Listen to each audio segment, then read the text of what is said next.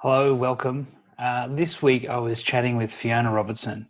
She's a really cool person to talk to. She's a culture and leadership expert who holds an MBA from the London Business School and is a graduate of the Australian Institute of Company Directors.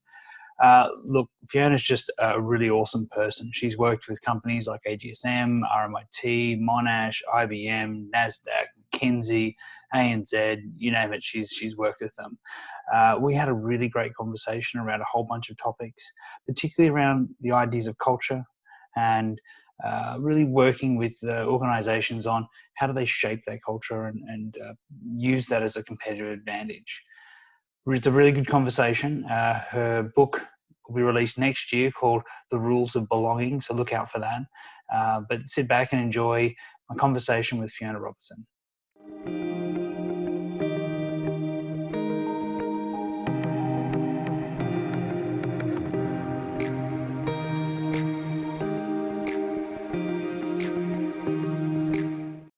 Hi Fiona, how are you?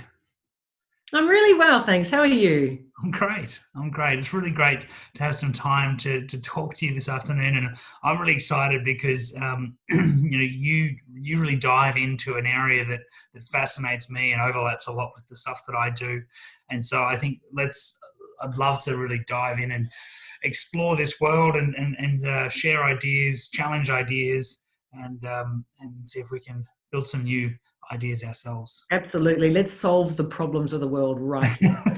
At least a couple. We'll make a little headway on something. So your focus and a lot of the work you do is in this space of organizational culture. Yeah.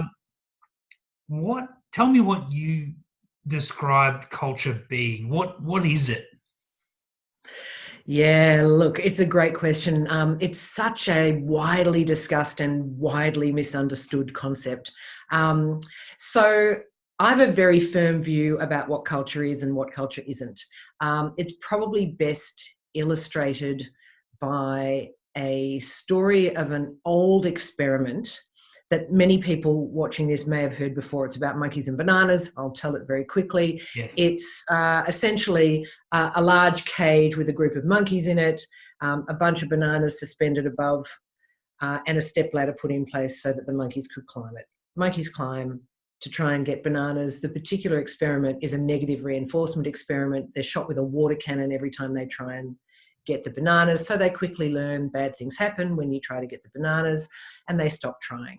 Then they take out one of the monkeys that's been shot with a water cannon and put in a brand new monkey who's never had that experience. And of course, new monkey looks around and goes, hey guys, there's bananas, climbs the ladder. Yep. But old monkeys know bad things happen when you climb the ladder. So old monkeys attack new monkey. And new monkey quickly learns bad things happen when you climb the ladder. So you can see where this is going. They slowly take out each of the original monkeys and one by one replace them with monkeys who've never had the bad experience. But they all learn not to climb the ladder and get the bananas, because that's the way we do things around here. And I would love to tell you that humans are more sophisticated than that. I would love to be able to tell you that. I cannot. Humans are exactly the same as that. So I think of culture as what I call the rules of belonging. So each one of those monkeys quickly figured out what it took to be accepted in their new group, what good looked like in this group, and they abided by that behaviour, and humans do exactly the same thing. So they come into a group, they look around, they quickly figure out, and we've got evolutionary superpowers around this. Yes. They quickly figure out, what works and what doesn't, and they either adopt that behaviour or they leave the group in some way, shape or form. So I think of it as the rules of belonging, and I think it's underneath very, very much, well, pretty much everything of what we do in organisational life. It's also very different from engagement. So people talk about engagement and culture as though they're the same thing. Yes. And they're absolutely not. So when you ask the question, what is culture? You've also got to answer the question, what isn't culture? Yes. So culture is the whole system, and engagement is one person's experience of that system. And they're just not the same thing at all.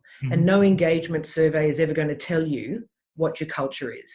They're just, I could talk about that for weeks. No, I hope that makes sense. It's a really interesting point because I was working with a client recently, and they said we just got um, our big engagement score, and it's 75. What should we do? And and it was interesting because my response was well, there's several parts. One of them, though, and let's explore this one first, was you don't have one culture. This is an organisation that probably has 4,000 to 5,000 employees in Australia, spread across multiple sites, across multiple divisions, and a full hierarchy. My suspicion is every group of about 50 or 60 people probably have a different culture across the organisation. And there might be some threads that are similar, but I would think if you walked into their IT team, it would feel very different than if you walked into their customer service centre. And the experience would be different. So when you talk about organisational culture, are we talking about the big broad brushstrokes, or do you dive into those specifics? Yeah, look, I don't think you can only operate with the big broad brushstrokes. I think they are necessary but not sufficient. So things like purpose, values, mission statements, all of that stuff, some of it's incredibly valuable, but it's valuable because it helps people understand what the rules of belonging are. Mm-hmm. So if the value says integrity, that gives me a little bit of an idea that I probably should try and do the right thing. Mm-hmm. But that's not anywhere near enough to tell me what I actually need to do in this particular group at this particular time to be successful. So it's a signpost, but it's not my full set of directions. So what you've described is exactly right. There are always multiple cultures in every organisation, and the bigger, the more there are. As you said, geographical differences matter hugely, even tiny ones, even floor 4 versus floor 5 is enough of a, humans are so tribal that we will bond with, the people right around us. There's a whole lot of research about that, we identify more closely with people in our physical proximity than we do people who are really similar to us but further away. And the hierarchy thing is another. I mean, there's at the very minimum, even in the smallest organisation, there's a leadership culture and an employee culture. Yes. And the number of leaders who tell me that, oh yeah, I'm part of, I'm a well-respected, loved, trusted, I'm one of the boys, girls, whoever. No, you're not. If there's a power differential between you, then you are most certainly not part of your employee culture. And, when I'm questioned about this, I always say back to the leader, so what happens when they're in the middle of, telling a rude joke or something in the lift and you get in? Yeah. Does everyone stop talking and look at their feet? There you go, right? You carry with you the authority of your role, and wherever you sit in the hierarchy, and the power differential makes a massive difference. So you're just so right. Like the thing is there aren't enough dimensions on to draw it. There are many cultures in every organisation. And I think that makes it really challenging. So my background was strategy management consulting, right? We love PowerPoint. Junkies for PowerPoint. Everything's a diagram. Everything's got to have some structural shape to it. 2x2. 2x2s everywhere. Amazing.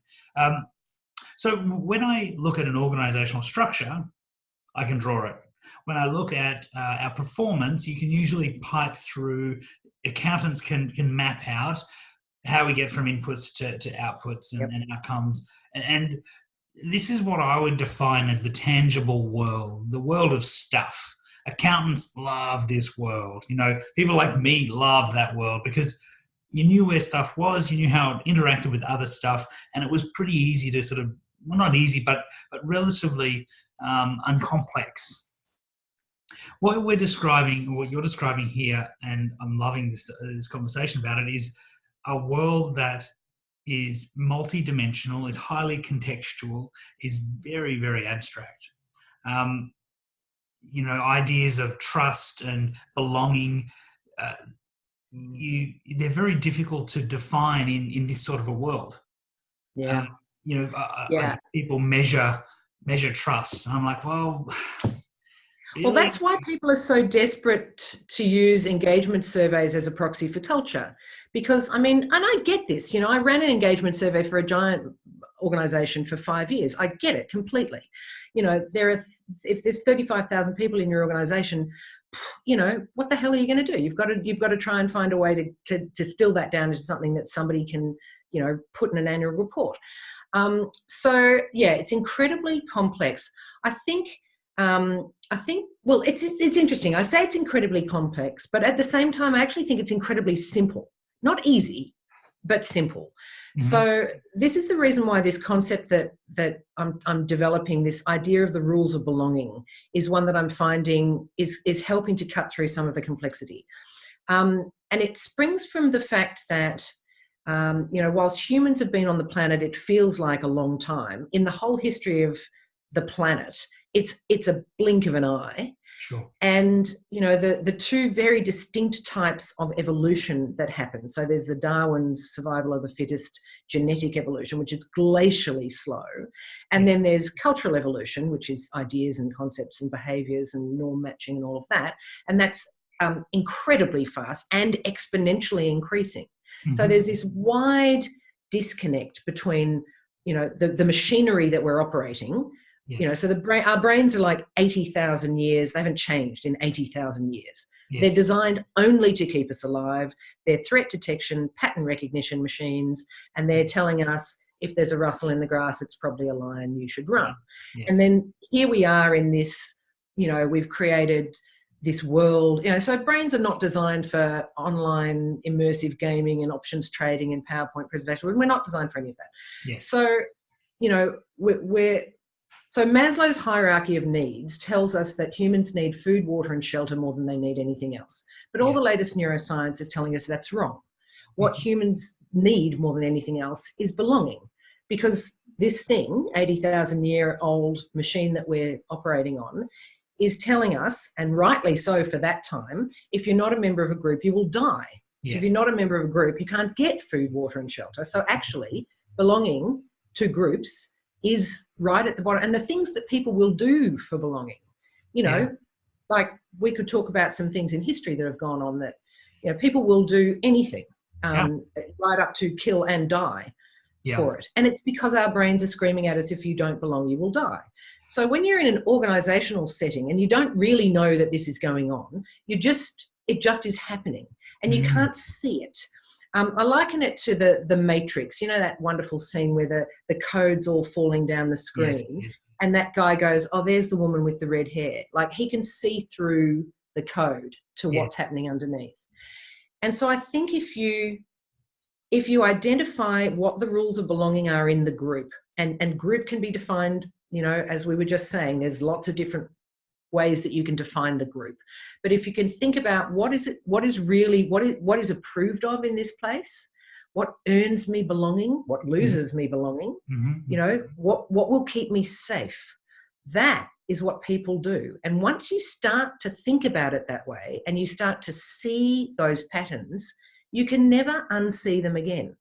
Yeah. And there's complexity, but it's also really simple, because people are just trying to keep themselves safe. Yeah, absolutely. So, it's a paradox, as most things are. It is, and I want to explore that further, because I think there's a level of complexity we face today that we didn't face for most of that, for 79,500 of that 80,000 years, which is, I now can be a member of multiple groups simultaneously. I can be partial members of groups, and I can connect to people well outside my geographical bounds. Our groups for most of human history were the people that happened to be around when we were born. That was it. They're the ones. We didn't grow up a little bit and go, oh, now I'm just going to go and find a new tribe because, I'm sick of this one now.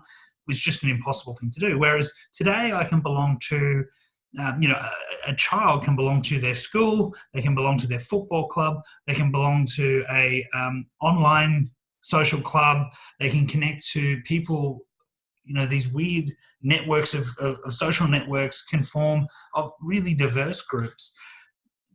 Does this increase or decrease our sense of belonging, do you think? I think both have happened in recent years, and I think mostly decrease because there's so much commentary around this. I'm not going to labour the point, but the disconnection that so many people feel is chronic. And I'm a parent to teenagers. I've seen the impact of the world that they've grown up in, which is so very different from the world that I grew up in, and the distress that it causes to them all, almost without exception, actually, in my experience. So yeah, it's interesting. I think it's one of the reasons why. I think overwhelm. There's an epidemic of overwhelm, partly due to just the increasing pace of everything, and partly due to the increasing number of connections that we seem to be trying to manage. Yes. There's only so many places you can really belong. And if you try to belong in 20 places, then you belong nowhere. And that becomes almost a chronic, there's lots of research I'm sure you're aware of that says that loneliness actually kills us faster than, smoking, bad diets and lack of exercise combined. Yeah. And so there's epidemic of loneliness at the moment in the world as well. So yeah, it's a really, really, really tricky time to be alive, and yet we're surrounded by all these opportunities at the same time. So there's another paradox. Yeah, it was Harvard Business School said, Harvard Medical School said 15 cigarettes a day is the equivalent of loneliness. And I think Lifeline did a study, and I think about 60% of Australians often feel lonely, which is hard when you reconcile that with we've never been more connected in human history. But I think your point's the right one, which is we're connected, but we're the depth of that connection. The way I put it to my clients is we're connected, we're not engaged. Yeah, it's a sort of superficial level of connection, which is just it's not what we crave.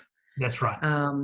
And Brené Brown's work, so many other people's work, is we get sick if we don't have the right amount of. It doesn't have to be thousands of people, which is where the kind of this idea that if I'm connected with thousands of people, I'm somehow less lonely.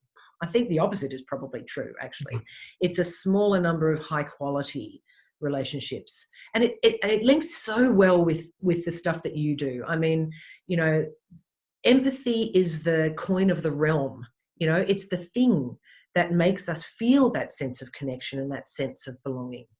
That's so right. I'd like to hear more about that as well.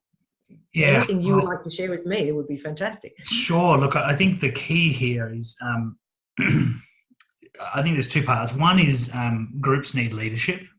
I think, that's probably a common factor through that 80,000 years is all tribes that we know of have always had some form of leadership. And what I don't mean by that is a CEO or executive or someone wearing some fancy headwear who is necessarily. It's often the leadership as a capability that's dispersed, and therefore, I tend to focus for leaders to think of themselves as the people who manage and foster that sense of belonging, people who build that sense, and therefore they have a very strong part to play in culture. Now, of course, when you get large organizations, what you need to do is push that skill and capability of supporting and managing culture into your business. You need people, in your contact centers spread out through the organization to be constantly managing and thinking about and conscious of culture. And if we're all conscious of the culture, then it becomes stronger. I guess one of the things that I see happen a lot is we have a big gap between what I would call our desired values or our beliefs and the values that are created by the things that we do. Absolutely. I run an exercise often with organizations in this space where I'll say, what are the things that you do? What are the rituals, if you like, if we take it to a different sort of language, what are the rituals? And you know, for teams like in sales, for example, the things that drive what they do are things like commission, sales targets, sales meetings, you know, all of these frequent, you know, project management meetings, these rituals that we create, they really determine what we do each day. Absolutely. That behavior has a certain set of values that align to it. So if I'm working in an environment that's highly competitive because there's sales targets and we're pitted against each other and we're fighting for limited clients, and that's going to create values of competition and individualism, and you know, aggression, and all these sorts of values can come from that. Now, if my desired values, my beliefs, the things I put on the poster on the wall, if they say teamwork and collaboration, they don't matter. I can't tell you how many times I have seen teamwork or collaboration on the poster, and then the CFO will call a meeting, will league ladder all the different divisions and do a public please explain. That's and right. then they wonder why their people won't help each other. Absolutely. You know, so it's amazing, isn't it? And this disconnect, I think, happens because and partly because I think what you're talking about here, that we don't connect different parts of our brain. So we have a big intellectual part of our brain that can hear the word trust and go, yes, I know what that means. That sounds very desirable. I would definitely like that. Then there's another part of our brain that says, okay, now get on and do your work. Do what you need to do. And the way I judge how I do that, I don't go and reference that front part of my brain to say I need to make sure trust is there. That's a long way away. Instead, I use these more primitive parts of our brain where this abstract sense of culture sits. That's how I do things here. And, you know. And the greater the mismatch between what goes on in the real world every day and what it says on the poster, the greater the cognitive dissonance and like the disconnect that people feel, and the greater skepticism, justified, I might add, skepticism that people have when they hear anybody talk about culture. You know, I know that the idea of creating a purpose for an organisation is particularly prevalent at the moment, and I have a great deal of sympathy for it. I see what it's attempting to achieve. My concern is that the average tenure of CEOs these days is about 5 years, slightly less, I think, in some countries, but more or less around 5 years. And so what happens when the new CEO takes over and they don't feel that purpose in their bones? Yes. Because what's going to happen is they will stop using it, if it ever was being used for decision making, they will stop using it for decision making, and there will become a greater and greater disconnect between what is stated and what is done. Yes. Everybody sees this. We all see it everywhere we go. So, you know, I'm constantly asked by leaders who want to do something about culture, should I launch a purpose, even a team level purpose? Should I launch values? Should I do a mission statement? All of these sorts of things. And my answer is a really annoying, you know, it depends. Yeah. Because there are a certain number of extremely important criteria that you need to have, you know, that if those conditions are met, all of them, then and only then is it a good idea to have values. So if you or purpose, whatever you want to call it, genuinely, if you're going to genuinely use it for your decision making, most particularly when that is inconvenient, then yes. If it's motivating, then yes. If it's going to stick around, then yes. If it helps the right people self-select in and out of your organisation, then yes. If, you know, there's a great big long list of you know, ways in which those things can be helpful. But, you know, one of the things you said earlier really resonated for me, that this idea of being people being conscious of the culture. Yes. And I think that's one of the biggest problems, is because, as you rightly describe, we've got this big frontal cortex, which is supposedly in charge of everything. But really, the subconscious is working at, I don't know, I can't even remember, some ridiculous number, like 40,000 times the speed of the conscious mind or something. Yeah. And that's all driven from, the sort of lizard brain.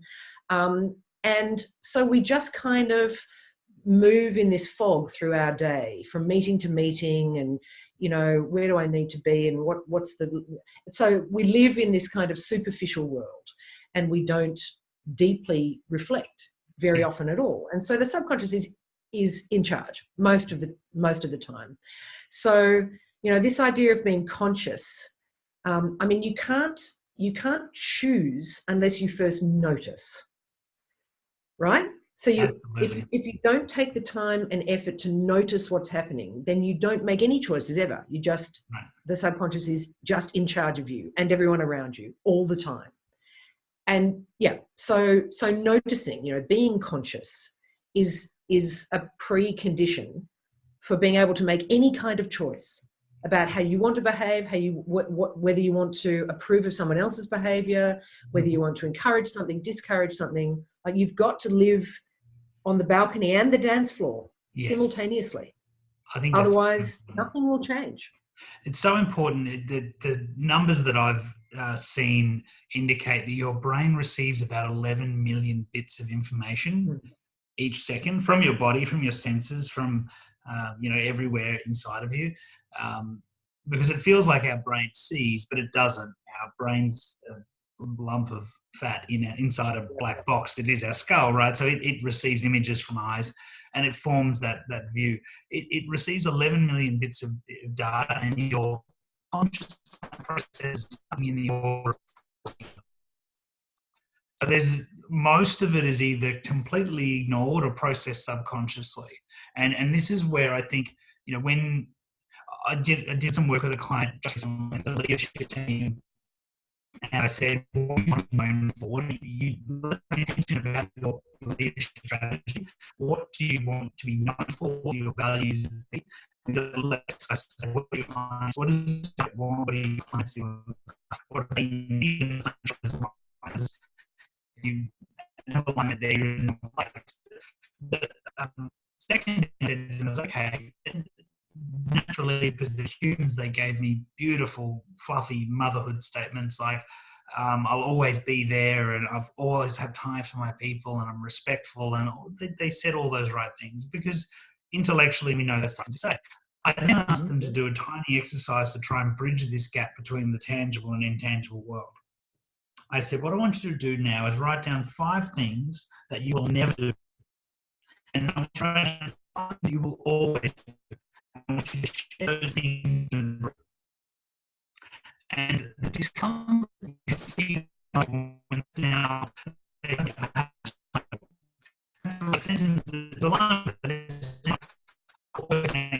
people when they need me, I will not cancel meetings, I will not. And immediately once they write those things down and start saying them, they feel uncomfortable because they know they have done that. They have canceled meetings, they have not had enough time. And this dissonance that starts to get created is the gap actually I think we need to close. We need to help people close that gap between. Yeah. And absolutely. The reality is they have done all those things, and they probably will again. 100%.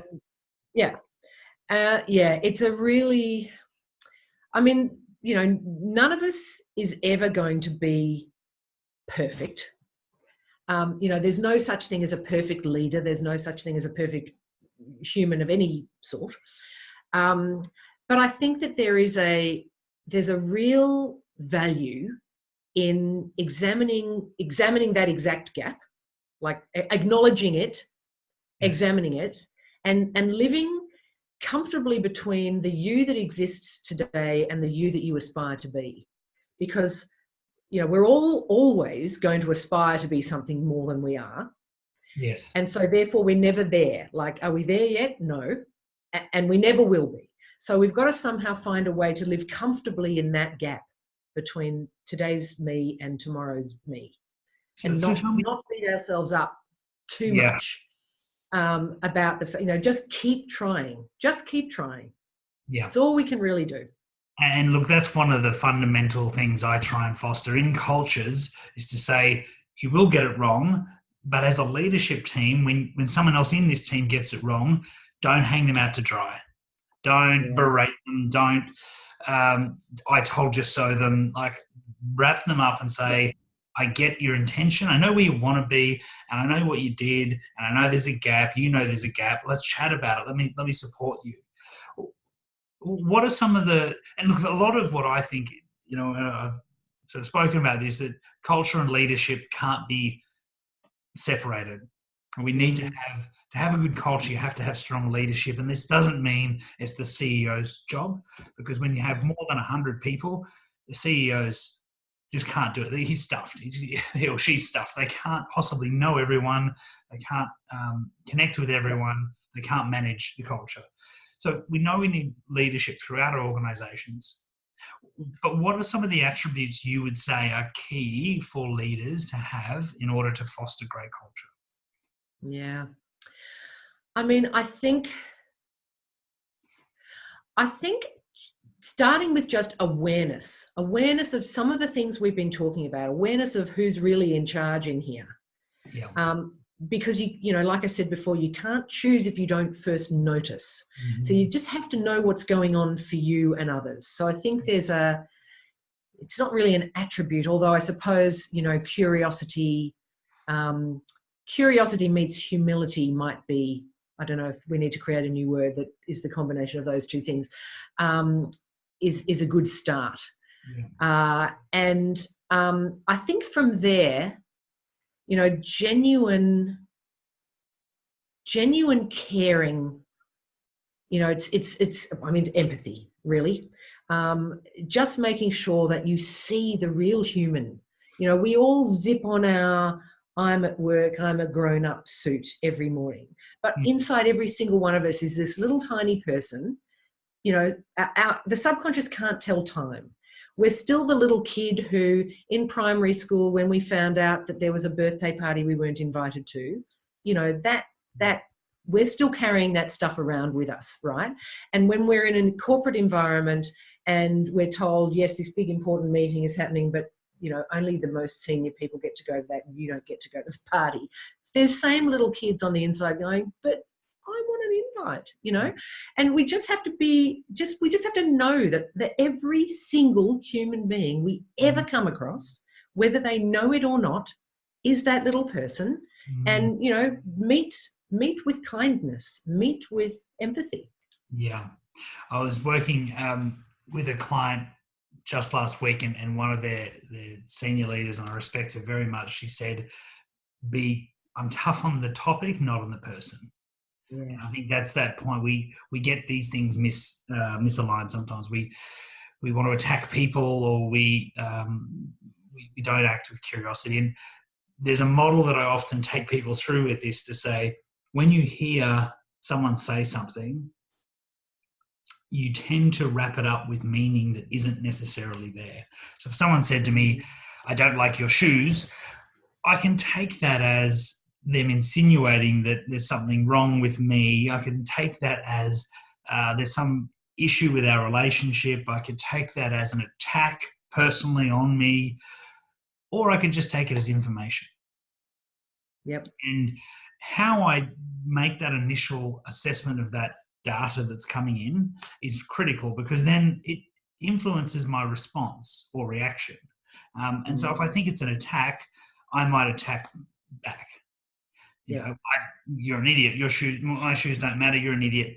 You know, if I think there's something interrelational, I could say, well, you know, I've never thought you had a good fashion sense either. I could defend, you know, I love these shoes. You know how much they cost, or there's all these different things. But my counsel is always, going back to your point, respond with curiosity. Take it as information and respond with curiosity. Oh, that's interesting. You don't like my shoes. What about them don't you like? Yeah. Because even if it is an attack, it deflates all of the energy out of it. It doesn't turn it into a situation it doesn't need to be, and it puts you back in control. And it's such I think it's a lovely way to approach it. I remember a thing that was shared with me years ago, which as an equation, S plus T equals R. So stimulus plus thought equals response. And you can either do stimulus straight to response, you know, where you don't insert the opportunity for thought, or you can do exactly what you've just described and go, okay, there was a stimulus. My thought is, I'm going to be curious about this, and then I'll respond in that way. And it doesn't take any extra time to do that, but it does require that ability to be in the conversation and to be observing the conversation simultaneously, that noticing thing. Yeah. You know, the other thing that you said that's really sparked something for me, I saw an amazing piece of research. There's a guy called Matt Lieberman at UCLA. He runs their neuroscience area, and he's written a brilliant book called Social. Anyone who's interested in this stuff it's absolutely required reading. But in there, he describes this fantastic experiment which has proven that the human brain cannot distinguish between social pain and physical pain.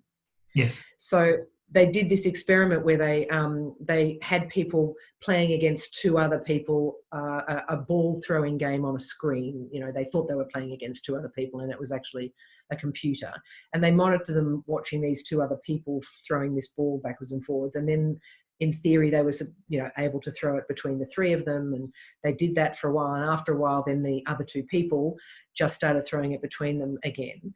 And so round one of the experiment, they just were watching the two people, but didn't think they could join in. So they didn't feel any sense of exclusion. But round two, they believed that they were being deliberately excluded. And all the pain centers, exactly the same pain centers if you get hit by a hammer, were all lighting up. And, you know, so essentially humans, if you can't distinguish between social pain and physical pain, and our brain is designed to keep us safe and avoid pain, then we're going to do whatever it takes to discharge our own discomfort and keep ourselves emotionally safe. And so when somebody, you know, someone says they don't like your shoes, your brain's telling you, oh, social pain. You know, that's bad. Yeah. Avoid, attack, run, whatever. But curiosity is such a smarter way to deal with something like that. And as you say, diffuses the whole situation. Diffuses the situation. And I think it also creates an opportunity. So one of the things I see in organizations, the response is often avoidance. You know, I think in Australia, where most of the organisations I've worked at in Australia, they've either been far too avoidant, they wouldn't have challenging conversations and conflict because they've heard of other companies where conflict is incredibly high, and that sounds threatening and dangerous. And I think there's extremes there, and my sense is that most Australian companies push down the avoidant space quite quickly. And I think that's a really dangerous place to be. It feels sometimes it feels a bit nicer because people don't say bad things. Sometimes it feels a bit nicer because people nod and smile more. And so we get little cues that say things are good and things are okay. Unfortunately, in those organisations, I've also seen that often the CFO will come in swinging the axe and cut a whole bunch of people because they haven't got the performance they needed to maintain their organisation. Yeah.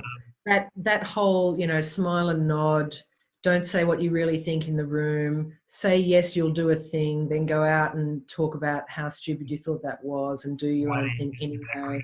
I mean, man, it's just absolutely, it's endemic in so many organizations.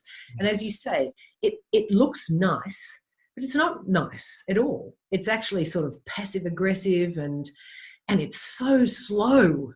Yes. I mean, you know, you can't get anything done. You wade through treacle because you think you've got agreement for something to happen, and then nothing happens, and round and round you go again.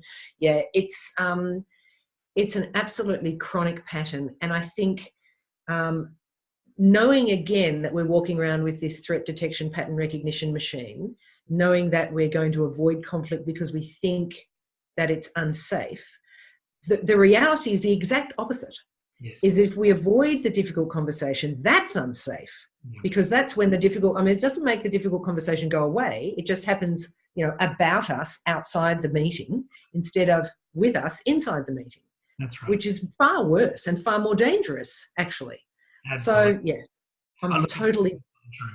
And the thing that I always find with those situations is that people would often ask me, and I run workshops on how to build a high performance culture. And I've got 3 elements I talk about. And often people say, well, we want to be agile. Well, that's lovely. What does that mean for you? And they'll say, well, we want to go faster. Okay, that's not really what it means, but sure, let's talk about that. Why don't you go so fast? And the elements that I believe drive agility and speed are pretty simple. One is understanding. Do I know what my part of the organization does? Do I know what your part of the organization does? And do we know how these things work together loosely to create some outcome for our customers, clients, beneficiaries? The second thing I need, though, is trust. I need to know you've got my back. I need to know that you're there for me, that you're not going to make decisions that are going to impact me negatively or impact us negatively. And I think the problem with an avoidant culture is you get no trust. And so when trust is low, I walk into a meeting and I go, oh, I don't trust these people. So when I have to make a decision, it'll be better for me to defer. When trust is high, I can say, look, you don't need me in that meeting because I know you've got my back. You guys just go ahead. And I know you know my things, you know my stuff, understand my business, and I trust you. Go crazy. You do what we need to. Yep, business at the speed of trust. Brilliant. That's where What's your third one, just out of interest? Curiosity. Yeah, I think nice. curiosity, because I think curiosity and understanding, I think that intersection is where we get real innovation. Yeah, innovation comes out of not only asking lots of questions, but enough people really getting why we do what we do and how we do that. With the trust. So psychological safety, Yes. to question the status quo, to come up with a new idea, to admit a mistake, all of that stuff. And that's right. And at the intersection of trust and curiosity, it has to be a Venn diagram because I'm a Yep. Of course. But at the intersection of trust and curiosity is where you get constructive challenge. And that idea that I can not only ask you a question, but it can be a bit pointed and it can feel a bit uncomfortable to outsiders. But as an insider, we trust each other. And that's what we do around here. You're playing the ball, not the man, like that. I can't remember the analogy you gave before of the issue, but not the person. Yeah. Hard on the topic, kind on the person. Topic, that was it. Yeah.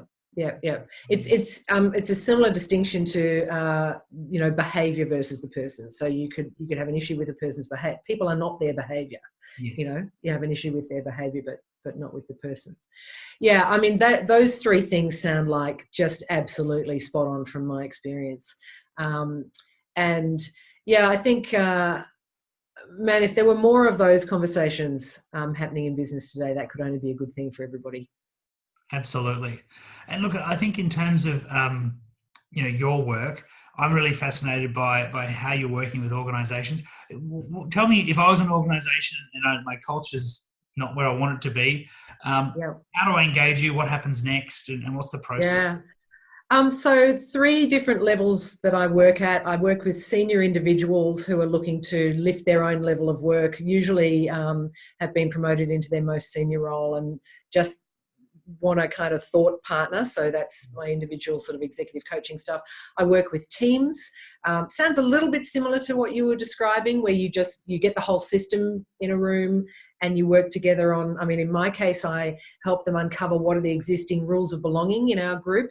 What do we want them to be, with a strategy intersection in mind? So in my very firm view, there's no one good culture. There's the right culture for our strategy at this time. Yes. So what do I want it to be? And then what are the concrete steps we're going to take to get us from the first to the second? And then I also do whole of organization diagnostics. So I think of myself a little bit like a kind of culture doctor, if you like. So I'll do an examination, I'll do a diagnosis, I'll prescribe, and then sometimes I stay involved to treat.